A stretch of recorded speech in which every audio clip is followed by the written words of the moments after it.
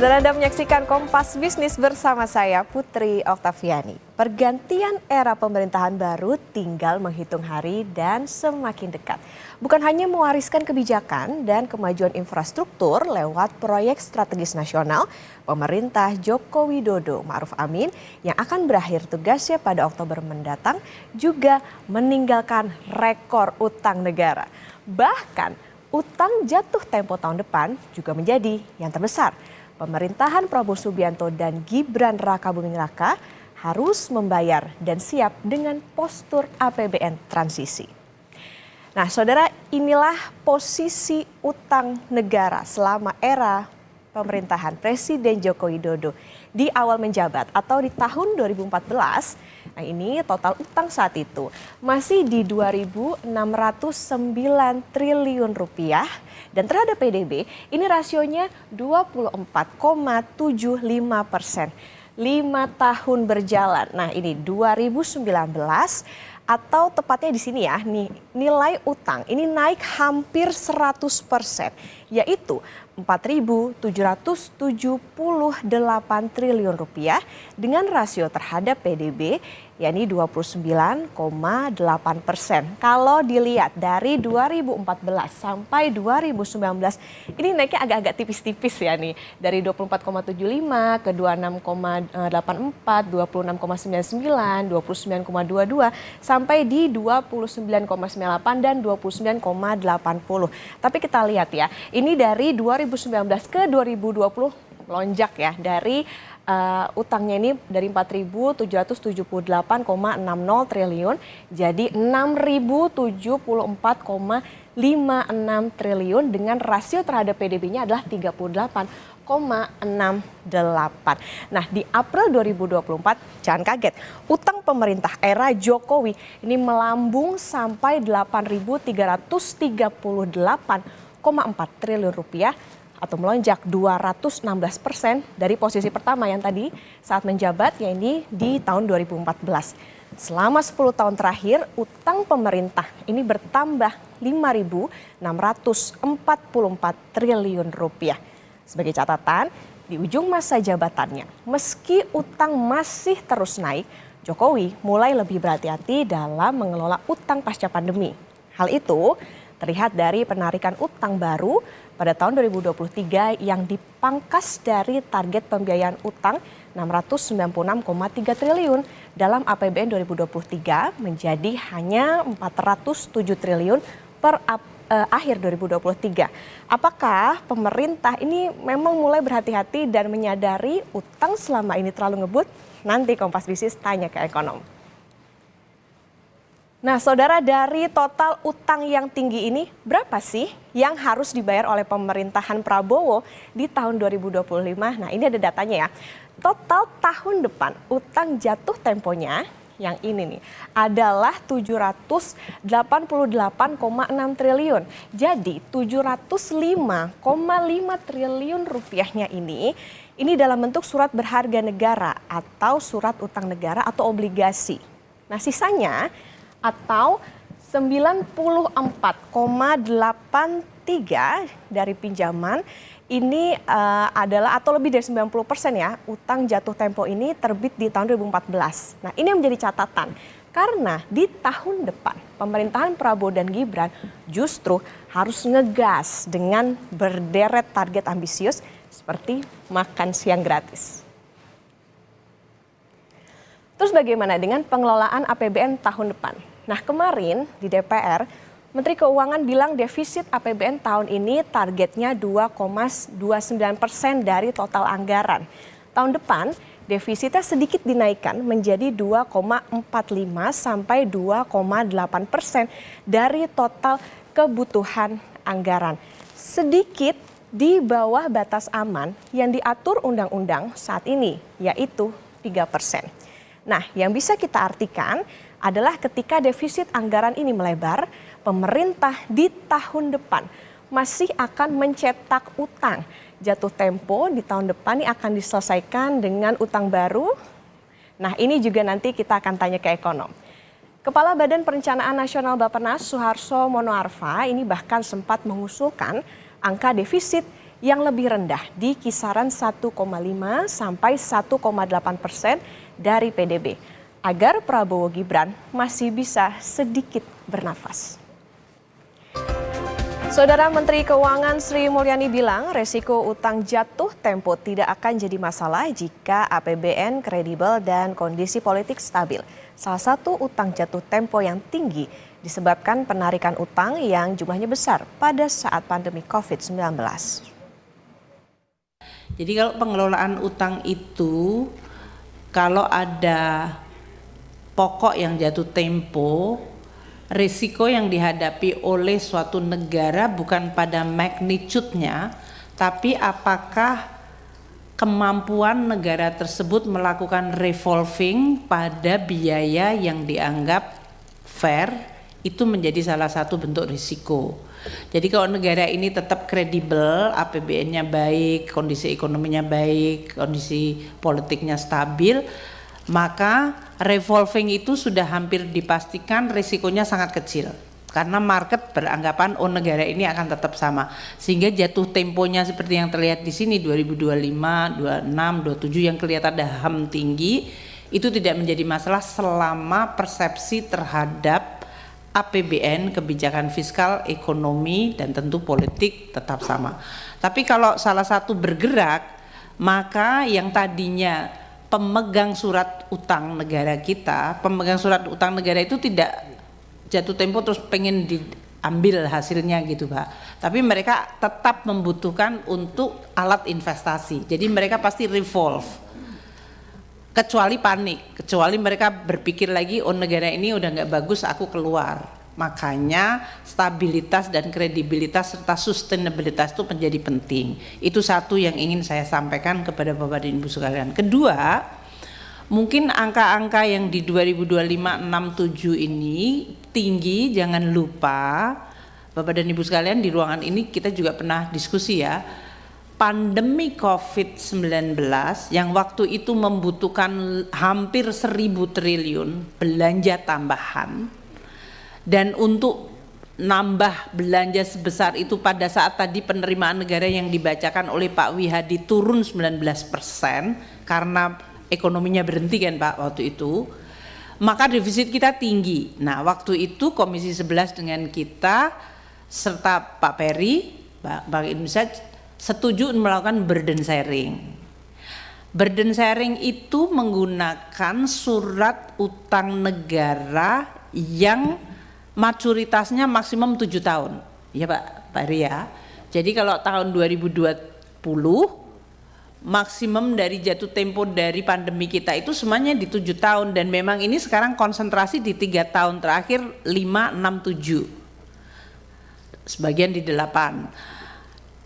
Nah inilah yang kemudian mungkin menimbulkan persepsi kok banyak sekali utang numpuk, karena itu adalah biaya pandemi yang kita mayoritas kita isu surat utangnya berdasarkan agreement waktu itu Komisi 11 kita dengan Bank Indonesia untuk melakukan burden sharing agar neraca BI-nya tetap baik, fiskalnya tetap kredibel, politik juga acceptable. Kita akhirnya menyetujui, menyepakati instrumen tersebut.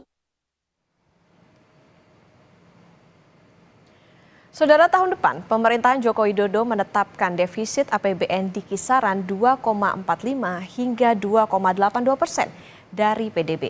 Di saat yang bersamaan ada utang negara senilai 788,6 triliun yang jatuh tempo. Rekor pula. Nah, sehatkah ekonomi Indonesia? Kompas Bisnis sudah bersama Bima Yudhistira, Direktur Eksekutif Center of Economic and Law Studies atau CELIO. Selamat pagi Mas Bima. Selamat pagi. Mas Bima, ini kan utang terus naik, bahkan cetak rekor ya. Tetapi tahun 2023 ini penarikan utang mulai hati-hati, indikatornya itu dipangkas dari target. Nah, apakah pada akhirnya pemerintah sadar harus berhati-hati atau seperti apa Mas Bima? Ya, justru yang menarik dari keterangan Ibu Menteri Keuangan tadi adalah karena pada waktu pandemi terjadi penarikan utang, terutama dalam rangka stabilitas keuangan, maka ini jadi pelajaran adalah jatuh temponya kan banyak menumpuk di 2025 dan ke depannya. Oleh karena itu harusnya kerangka kebijakan ekonomi maupun APBN-nya dibuat lebih hati-hati. Tapi ini ternyata tidak tercermin dari program-program pemerintah. Misalnya salah satunya adalah mendorong ibu kota negara tetap dengan belanja negara yang lebih dominan dibandingkan investasi swasta. Belum kemudian penjaminan yang angkanya meningkat untuk BUMN di bidang infrastruktur. Ada program-program yang harus disinkronkan, jadi legacy ataupun warisan proyek dari Pak Jokowi harus selesai, sementara ada program ke depan pemerintahan yang baru, makan siang atau sarapan pagi bergizi, ada hilirisasi juga mau dilanjutkan, ada food estate misalnya. Nah ini semuanya jadi nggak sinkron satu sama lain. Jadi kita melihat tekanan utang ini akan semakin berat, semakin meningkat, karena bayangkan di 2024 saja itu ada 1.100 triliun lebih beban bunga utang dan utangnya. Nah ini gambaran bagaimana beratnya sebenarnya fiskal negara ini kalau 1.000 triliun itu harus ada dananya untuk membayar utang. Kemudian juga untuk membayar bunganya. Nah tahun depan utang jatuh temponya 800 triliun lebih. Jadi ini artinya apa? Artinya pemerintah mulai sekarang seharusnya dalam rangka sinkronisasi kebijakan ke depan fiskal itu dibuat agar program-program yang memang tidak perlu untuk dijalankan pada tahun 2025 itu harus dirasionalisasi. Nah ini kan artinya kan ada pilihan. Mau mengalahkan warisan Pak Jokowi ditunda dulu sebagian prioritas pemerintahan yang baru atau sebaliknya. Jadi pemerintahan yang baru Pak Prabowo nanti tahun pertama bisa jadi tidak melakukan apa yang dikampanyekan, program-program baru yang dikampanyekan. Karena harus menyelesaikan dulu warisan infrastruktur, warisan program, dan lain-lain. Yang kedua adalah soal rasio pajak. Jadi rasio pajak kita untuk membayar utang tadi salah satunya dari penerimaan pajak dan bukan pajak. Yang pajak ini rasio pajak terhadap produk domestik bruto atau rasio pajak, ini bayangkan di 2014 itu 10,8%. Kemudian 2023 itu 10,3%. Yang artinya kemampuan negara di dalam membayar utang melalui pajak itu pun juga menjadi semakin melemah sebenarnya dalam jangka yang cukup panjang itu. Artinya kalau tahun depan kemudian tiba-tiba belanjanya meningkat, butuh rasio pajak yang besar, timbul pertanyaan di masyarakat. Kira-kira apa pungutan pajaknya? Nah ini kan jangan sampai ini kan menimbulkan juga tekanan pada daya beli. Kalau tekanan daya beli karena pajak kelas menengahnya dinaikkan seperti PPN 12%, efeknya apa? Efeknya ke ekonomi. Efeknya pertumbuhan 5,1 sampai 5,5% tahun depan juga susah tercapai. Nah jadi saya melihat banyak sekali kontradiksi-kontradiksi di mana pemerintah bilang di satu sisi oh ada beban utang yang sangat besar, rasio pajak kita masih kecil, tetapi ada ambisi untuk mengobrol program-program yang membutuhkan anggaran sangat besar ke depannya.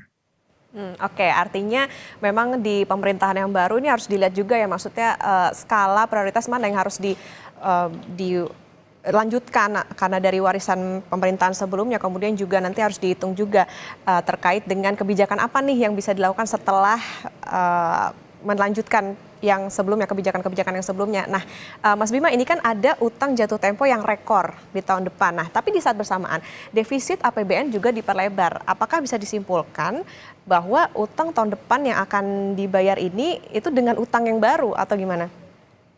Ya, yang dikatakan revolving itu kan artinya pemerintah membayar utang jatuh tempo kepada kreditur, kepada mereka yang membeli surat utang sebelumnya. Dengan harapan, nah ini catatannya, dengan harapan mereka yang sudah mendapatkan uang dari pemerintah karena pembayaran jatuh tempo itu dimasukkan lagi kepada instrumen surat utang pemerintah yang baru. Artinya memang gali lubang tutup lubang. Kalau itu tiap tahun terjadi, tapi tahun depan mungkin angkanya akan jauh lebih besar. Nah, pertanyaan besarnya adalah sekarang ini banyak investor yang mempertanyakan kredibilitas soal APBN. Karena apa? Karena banyak sekali tadi program-program yang belum selesai di era Pak Jokowi, bahkan bagaimanapun dipaksakan ibu kota negara itu masih dalam progres yang sangat jauh misalnya, dan masih butuh APBN yang sangat besar. Sementara di sisi yang lain program-programnya tadi mengantri banyak sekali ini ke depannya program pemerintahan Pak Prabowo. Nah ini yang jadi pertanyaan, trust investor untuk menaruh kembali uangnya, sehingga pemerintah bisa terus melakukan gali lubang tutup lubang terus seperti ini dan kemudian ini yang membuat APBN terus berjalan. Nah, itu pun juga masih menjadi teka-teki. Karena sebelumnya pun ketika dipaparkan anggaran makan siang gratis, anggarannya sangat besar, kemudian program-program ke depannya membutuhkan biaya yang sangat besar. Ini yang jadi pertanyaan untuk meyakinkan para pelaku pasar yang memegang surat utang ini apa yang mau dikorbankan. Nah, ini yang belum belum ketemu jawabannya. Karena kemarin kan misalnya ada Tapera. Tapera kenapa? Ini kan berlaku 2027 betul. Tetapi kenapa sudah ramai sekarang? Karena ini ada upaya penghimpunan dana publik sebenarnya untuk membeli surat utang pemerintah melalui skema Tapera, Tabungan Perumahan Rakyat. Ini untuk menjaga-jaga sebenarnya agar ketika investor ragu terhadap membeli kembali surat utang pemerintah Indonesia, ini ada perbankan, ada dana publik, salah satunya adalah Tapera tadi untuk menjaga agar tidak terjadi outflow ataupun uang yang kemudian keluar karena investor ya tidak digantikan oleh institusi yang lainnya dalam memegang surat utang pemerintah.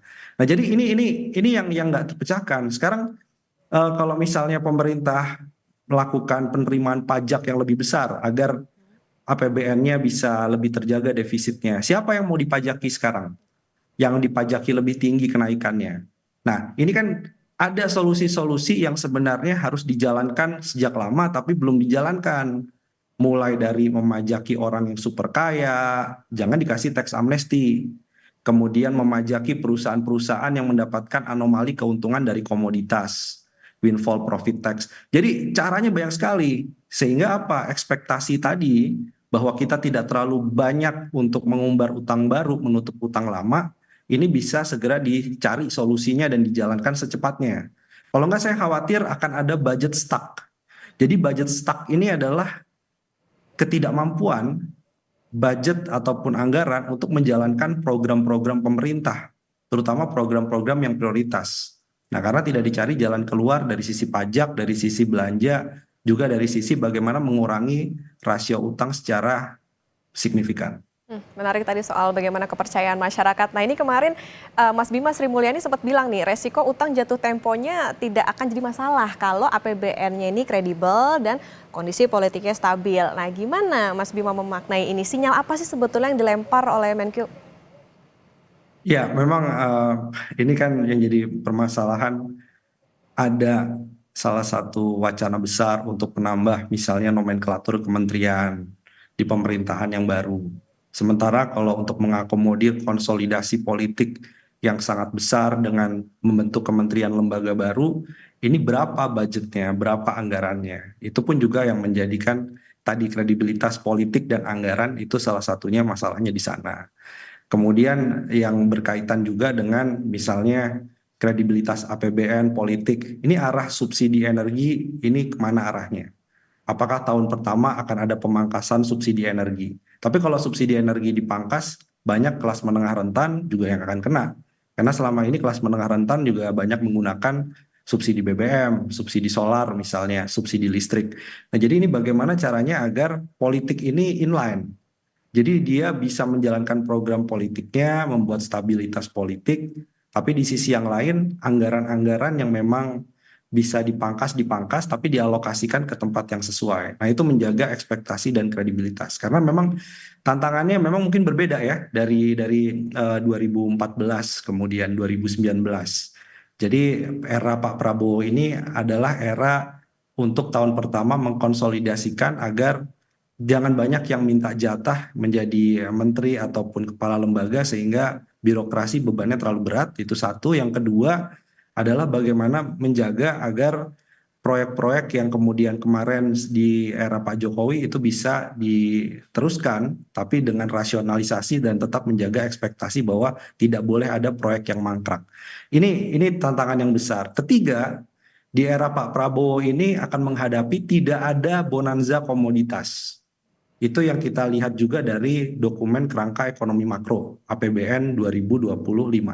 Jadi batu bara, sawit, kemudian karet, dan banyak komoditas-komoditas yang menjadi unggulan ekspor, ini harganya lesu.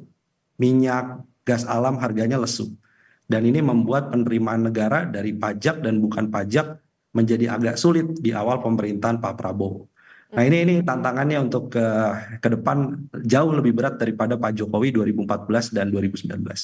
Artinya menjalankan kebijakan juga harus realistis ya sama anggarannya. Nah berarti Mas Bima, apakah di pemerintahan Pak Prabowo sama Mas Gibran ini perlu ada refocusing anggaran? Mana yang lebih penting? Potong subsidi atau potong anggaran kementerian? Ya, saya pikir ini poinnya adalah harus berani. Jadi fungsi dari tim transisi terutama di bidang fiskal, anggaran, ekonomi ini harus berani berkata tidak. Jadi ini fungsi dari Bu Sri Mulyani juga sebenarnya dan kabinet yang ada sekarang untuk berkata bahwa ini tidak bisa dijalankan. Ini yang harus kemudian menjadi prioritas. Itu yang kemudian harus jadi rem sehingga di tahun pertama rasionalisasi kebijakan programnya memuaskan publik, memuaskan dulu yang memilih misalnya Pak Prabowo, tapi juga di satu sisi dari sisi anggaran lebih kredibel. Karena kalau tidak, ini saya lihat situasi eksternal, global, kurs rupiah, ya, ekspektasi inflasi, minat investasi untuk masuk, ini akan menjadi batasan-batasan yang akan menghambat jalannya pemerintahan yang baru kalau tidak hati-hati. Jadi itu fungsinya untuk melakukan refocusing, kemudian rasionalisasi dan berani berkata tidak. Bahwa ada program yang lebih penting Pak, ini ditunda dulu untuk tahun kedua dan tahun ketiga. Ini yang perlu ada yang rem, kalau tidak ya defisit kita nanti akan diutak-atik, wacananya muncul, perlu nggak Undang-Undang Keuangan Negara 2003 itu kemudian diperlebar batas defisit anggarannya. Jadi nanti pembahasannya khawatir ke arah sana. Dan itu ternyata juga kurang begitu bagus bagi rating surat utang kita dan kemampuan menyerap dana publik untuk pembiayaan pembangunan. Oke, refocusing, berani berkata tidak, kemudian juga bisa rasional. Nah, singkat saja Mas Bima, ini mitigasi apa sih jadinya yang perlu dilakukan? Soalnya kan ada program makan siang bergizi gratis, tapi utang juga jatuh temponya rekor. Perlu nggak sih menyiapkan instrumen darurat misalnya saat pandemi ada burden sharing atau gimana nih nanti? Saya pikir harus ada skema debt swap atau pertukaran utang jatuh tempo itu dengan program. Jadi timnya Pak Prabowo itu disarankan membuka ruang dialog bagi para kreditur untuk menukar program sarapan bergizi gratis ataupun makan siang gratis, susu gratis karena ada kaitannya dengan penurunan stunting dan penurunan angka kemiskinan misalnya. Itu bisa bicara dengan kreditur untuk mengurangi pokok utangnya. Dan itu pernah dilakukan Indonesia misalnya di tsunami Aceh ya dengan beberapa kreditur, kemudian untuk mengkonservasi hutan juga bisa dilakukan pengurangan pokok utang. Jadi alih-alih kita membayar utang jatuh tempo yang nilainya sangat besar tadi, sebagian bisa dikurangi pokok atau bunganya dengan program-programnya Pak Prabowo. Itu harus ada kreativitas untuk melakukan itu ya. Itu saya kira salah satu jalan keluarnya. Dan kalau pajak sekali lagi jangan pajak kelas menengah tapi pajaki mereka yang selama ini mendapatkan berbagai fasilitas tapi belum patuh pembayaran pajaknya. Itu yang harus dikejar. Oke, pada intinya adalah harus dilihat nanti gimana berjalannya pemerintahan Pak Prabowo setelah Presiden Jokowi, soal gimana nanti skala prioritasnya untuk kebijakan, kemudian juga tadi yang paling menarik adalah soal harus berani berkata tidak begitu untuk kebijakan-kebijakan yang mungkin bisa boros buat anggaran. Terima kasih Mas Bima Yudhistira, Direktur Eksekutif Center of Economic and Law Studies atau CELAS. Sehat selalu Mas Bima. Terima kasih.